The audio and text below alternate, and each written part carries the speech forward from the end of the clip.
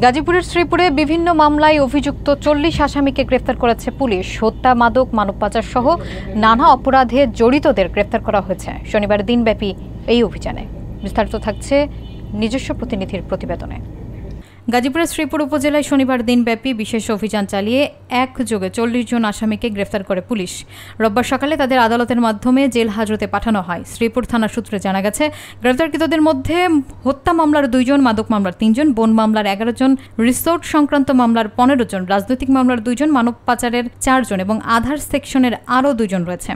থানার ভারপ্রাপ্ত কর্মকর্তা মোহাম্মদ আব্দুল বারিক জানিয়েছেন, হত্যা, মাদক, মানব পাচার এবং অনৈতিক কর্মকাণ্ডে জড়িতদের বিরুদ্ধে নিয়মিত অভিযান পরিচালনা করছে পুলিশ। অপরাধ দমনে এ ধরনের অভিযান অব্যাহত থাকবে। অভিযান পরিচালনা করিয়া 40 জন আসামিকে গ্রেফতার করতে সক্ষম হয়েছি। তারা বিভিন্ন অপরাধমূলক কর্মকাণ্ডের সাথে জড়িত। এদের সাথে হত্যা মামলার আসামি, মাদক, মানব পাচার এবং বিভিন্ন অপরাধের সাথে সংশ্লিষ্টতা থাকা তাদেরকে গ্রেপ্তার দেখায়, বিভিন্ন মামলা গ্রেপ্তার দেখাইয়া তাদেরকে বিজ্ঞ আদালতে সোপর্দ করা হয়েছে।